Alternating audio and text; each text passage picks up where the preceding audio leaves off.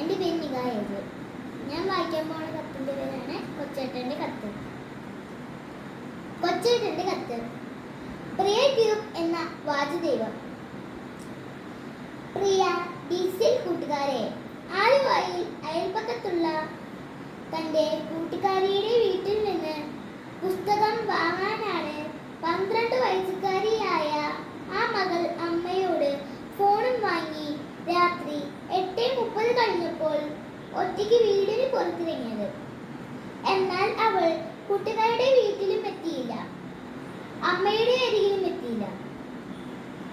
ആദിയേറിയ അമ്മ വിവരണം പോലീസിൽ അറിയിക്കുന്നു. സമർത്ഥരായ ആലുവ പോലീസ് കേസ് അന്വേഷിക്കുന്നു. കുട്ടിയുടെ കയ്യിലുള്ള അമ്മയുടെ ഫോൺ ലൊക്കേഷൻ നോക്കിയപ്പോൾ സ്ഥലം കാസർഗോഡ്. ഒറ്റയ്ക്ക് കുട്ടി ആ സമയം കൊണ്ട് കാസർഗോഡ് എത്തില്ല എന്നറിയാവുന്ന പോലീസിനോട് അമ്മ പറഞ്ഞു. കൊച്ചിന് ഇൻസ്റ്റാഗ്രാം അക്കൗണ്ട് ഉണ്ട്.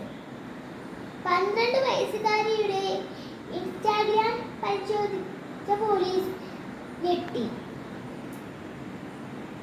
ചെറായി ബീച്ചിൽ ഐസ്ക്രീം കച്ചവടം നടത്തുന്ന 26 വയസ്സുള്ള കൊല്ലംകാരനുമായി 12-കാരിയുടെ ചാറ്റിംഗ് കണ്ട പോലീസ് പോലെ അന്തം വിട്ടു. ജാഗ്രതയോടെ കുട്ടിയെ കണ്ടെത്താൻ ആലുവ പോലീസ് സ്വന്തം വാഹനത്തിൽ യാത്ര ആരംഭിച്ചു. ആലുവ, കാസർഗോഡ്, മംഗലാപുരം, ഗോവ വഴി മുംബൈയിലെ ദാദാ വഴി. അവിടെ നിന്നും ഡൽഹിയിലേക്ക് പോകും വഴി പൂനെ റെയിൽവേ സ്റ്റേഷനിൽ വെച്ച് കൊച്ചിനെയും ബെസ്റ്റിയെയും പോലീസ് പൊക്കി. കൊച്ചിന്റെ ഇൻസ്റ്റയിൽ ബെസ്റ്റിക്ക് പോക്സോ കേസിൽ അറസ്റ്റ് റിമാൻഡ്.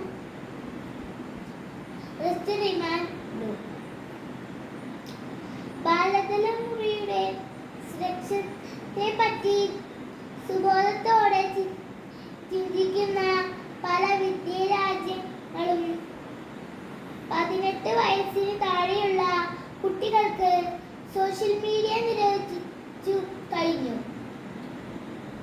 ഓസ്ട്രേലിയയിൽ, ബ്രസീൽ, UK, ഇന്തോനേഷ്യ, മലേഷ്യ തുടങ്ങിയ രാജ്യങ്ങൾ 2025 മുതൽ കുട്ടികളുടെ ഓൺലൈൻ ഉപയോഗം, സ്ക്രീൻ ടൈം, സോഷ്യൽ മീഡിയ അക്കൗണ്ടുകൾ എന്നിവ പരിശോധിക്കുകയും നിരോധിക്കുകയും ചെയ്തു കഴിഞ്ഞു. ആ രാജ്യങ്ങളെല്ലാം ബുദ്ധിവികാസം പ്രാപിക്കാത്തവരാണോ? ശാസ്ത്രീയ പുരോഗതിയെ അംഗീകരിക്കാത്തവരാണോ?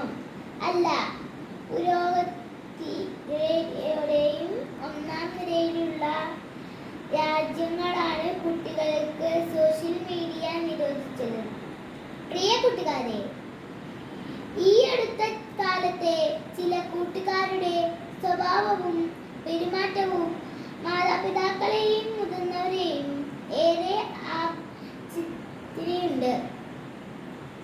ആരാണ് എൻ്റെ യഥാർത്ഥ കൂട്ടുകാർ എന്ന സത്യം വീട്ടിൽ പറയാത്ത കുട്ടികളുടെ എണ്ണം കൂടുകയാണ്. പല കുട്ടികൾക്കും അവരുടെ പെരുമാറ്റത്തെയും ശീലങ്ങളെയും തീരുമാനങ്ങളെയും സ്വാധീനിക്കുന്നത് അവരുടെ മാതാപിതാക്കളല്ല, മതബോധം പകരുന്ന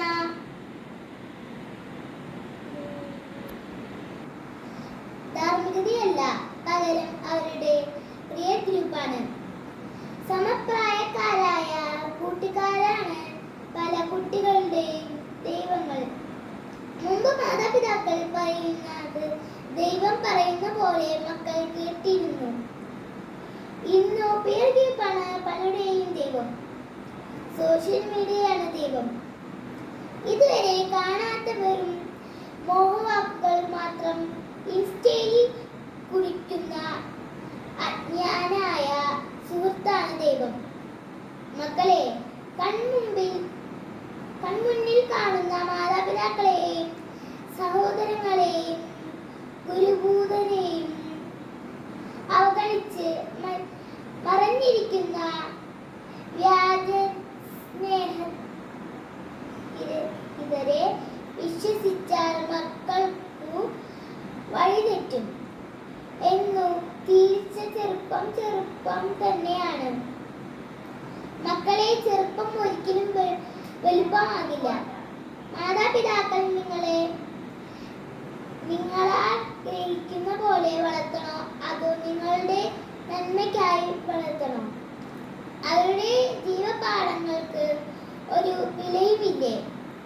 തഴച്ചു വളരുന്ന പല ചില്ലകളും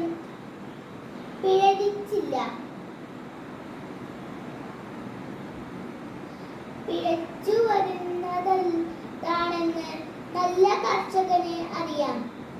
നല്ല കർഷകൻ ചില്ലകളുടെ ചൊല്ലുകൾ അനുസരിച്ചില്ല പ്രവർത്തിക്കേണ്ടത്.